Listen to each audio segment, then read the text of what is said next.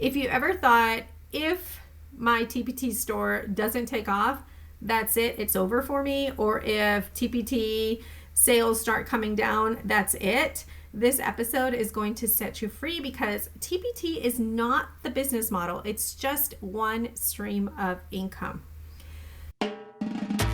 Hey, teacher friend. Welcome to Online Business for Teachers, the podcast for educators who are tired of being tired and wondering if there's more out there.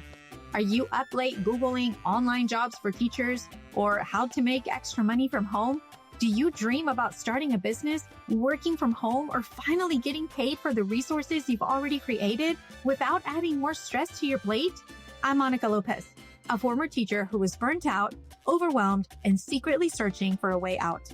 I wanted more time with my kids, the freedom to work from home, and a way to make money doing something I actually enjoyed. That's when I discovered the simplest path: creating and selling my own teacher resources, using the skills I already had. Now, I help teachers like you turn your ideas into income with step-by-step guidance, real talk about finding time to grow your business, and the mindset shifts that help you believe it's actually possible. So close those lesson plans and grab your favorite drink. It is your turn now. Today, we're going to talk about something that I wish more teacher sellers knew sooner. There are so many other ways to make money with the resources and skills and experience that you already have. You do not need to start from scratch or build something brand new. I am going to walk you through 6 income streams that you can tap into beyond TPT, and I'll help you figure out which one to start with. When I first started selling on TPT, I thought that it was a whole business. Like, that's the only place that you can actually sell your stuff. And I remember thinking, if I can just get more eyes on my store, that is going to solve everything. But as I talked to more teachers and experimented with my own business, I realized that my products are not limited to just one platform. The more places that I show up in, the more opportunities open up. And once I realized that TPT is just one of the places that teachers are buying from, everything shifted. The same products, the same expertise, just different platforms, different formats, and different income. So if you've been feeling boxed in or limited by your store, I want this episode to open a door that you maybe didn't even know existed. All right. So 6 ways that you can make money beyond the TPT. Number 1 is sell on other marketplaces. Okay. This is the obvious extension of TPT. I just want to be really honest with you. I have not experimented with very many other marketplaces. I have listed my products in Classful and Made by Teachers.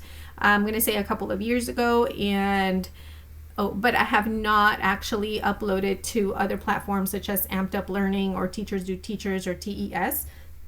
Although those are there, I know there's another one that is opening up called Teacher.io. So just know that there are other options. You're not boxed into only TPT, but also keep in mind that the traffic is a whole lot lower. So competition is lower because there aren't as many teachers or teacher sellers posting their resources there, but your traffic is also lower unless you are driving your own traffic there.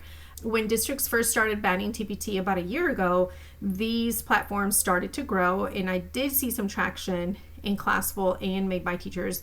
But lately, I've noticed that they have decreased in visibility, at least for me.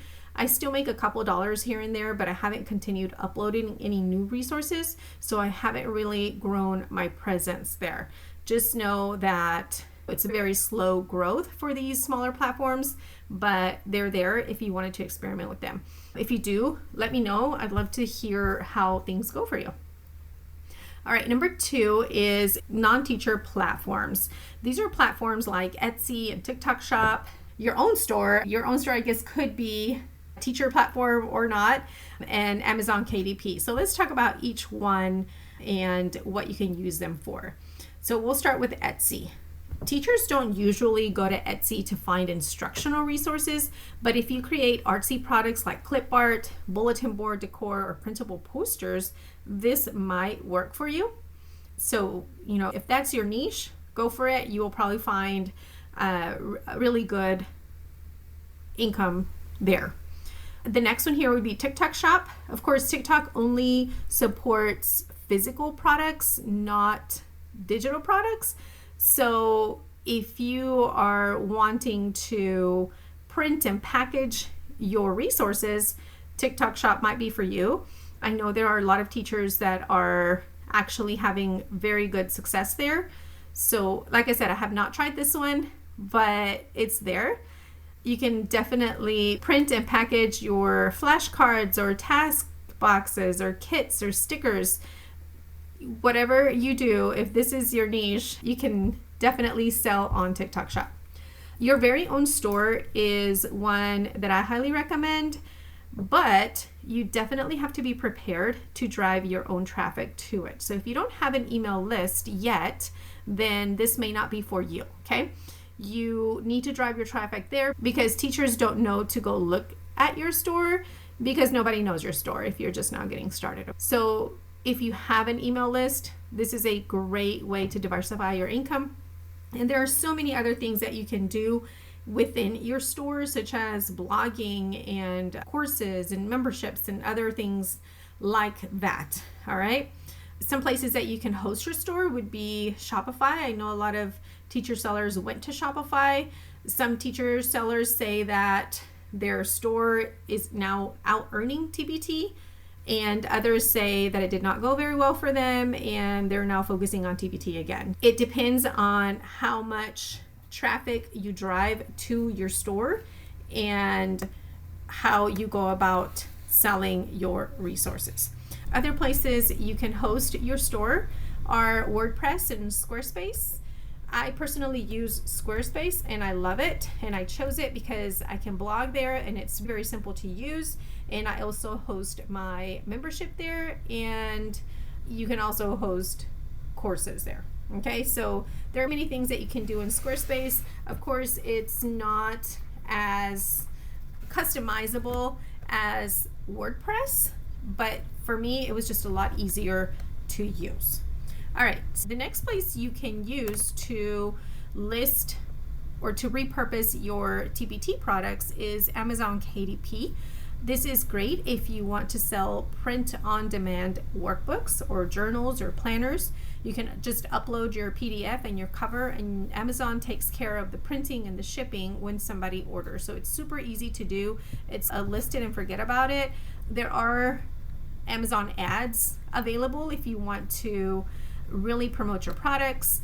And I know there are many ways that you can grow in that capacity. I've not dipped my toes in there deep enough for me to be giving you advice on this. I just want to tell you that it's there in case you want to look into it. I know there's courses out there that you can take to learn how to make this a profitable business.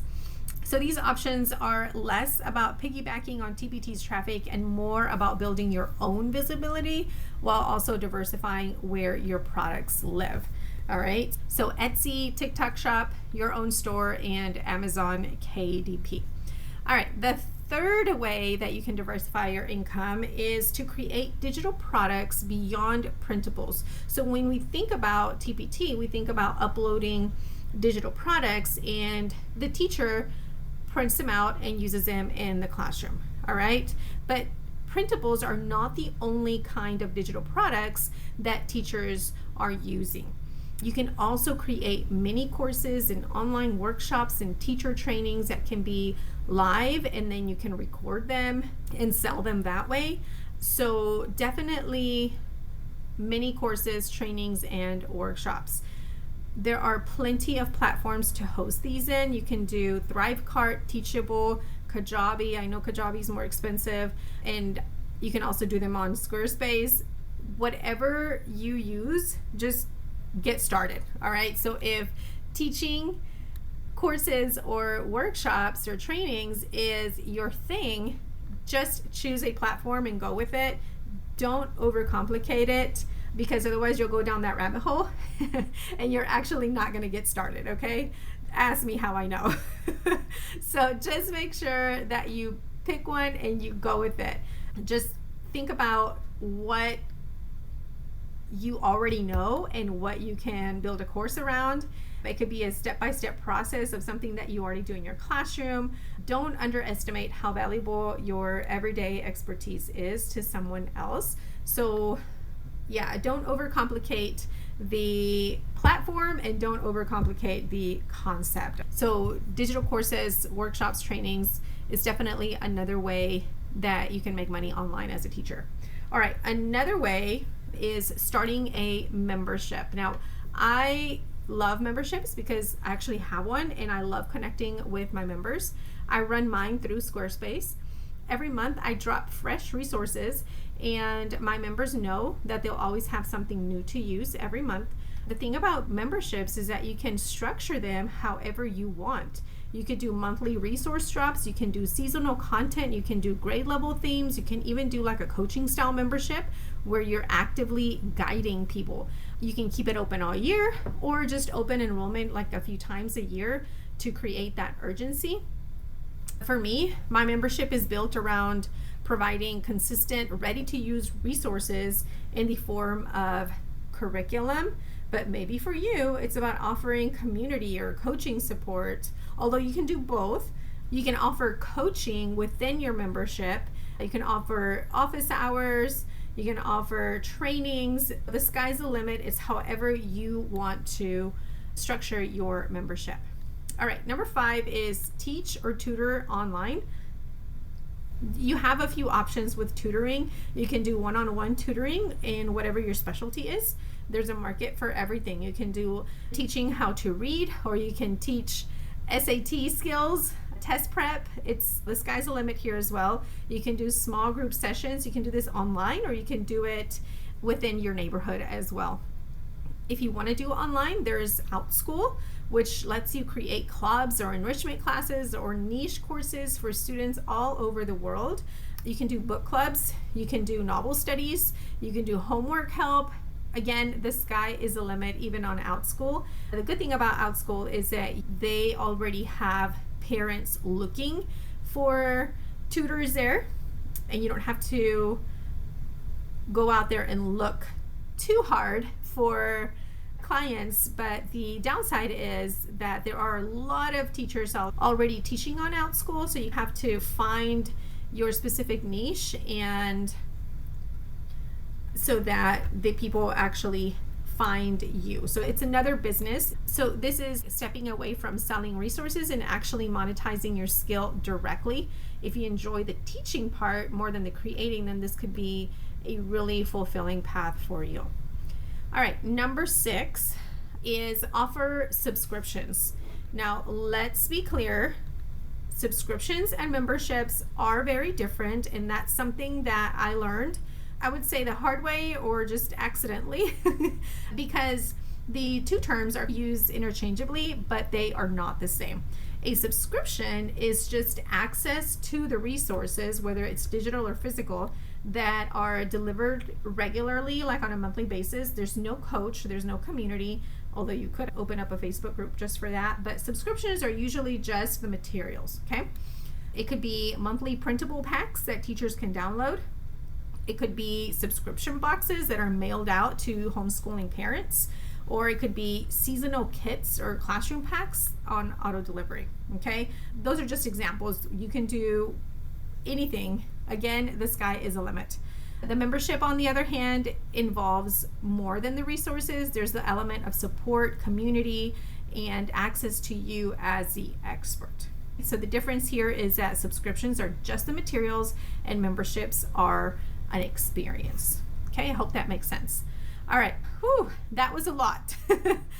So I gave you 6 different ways to make money beyond TPT. But I don't want you to leave this episode feeling overwhelmed.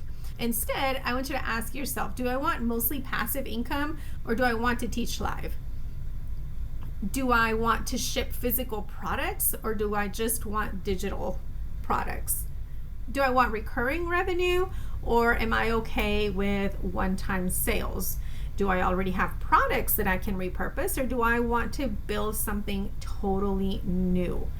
The answers to these questions are going to guide you to the best starting point. You don't have to do all 6. Please don't try to do all 6 because that's crazy. Focus on one thing at a time. I would say focus on one thing for a full year and then decide whether it worked out or not, and maybe decide if you wanted to add to that or not. Okay, so just pick the one that feels most doable to you right now. All right. As you see, you are not limited to TPT. You may have started there, but that doesn't mean that you stay there. You already have the content, you already have the knowledge and the experience to branch out into multiple income streams without reinventing your business. The door is not locked. You just haven't tried the other handles yet. All right, so if you're listening to this and thinking, okay, I want to do more, but I don't know where to start, this is exactly what I can help you with. I've done several of these. I have experience with a lot of these options. I've experimented with a lot, and so I know what works for who. You are more than welcome to book a coaching call with me, and I'll help you pick the best income stream based on what you already have created and where you want your business to go. We can map it out together so you're not guessing, you are actually moving. The link to book is in the show notes, and I hope that you enjoyed this episode and you have learned a lot. Thank you for listening. Hey, teacher friend, I hope you enjoyed today's episode. If this show is helping you dream a little bigger, would you take 30 seconds to leave a quick review? It means the world to me, and it helps more teachers find their way to this podcast. I'll meet you back here next week. Take care and keep dreaming bigger.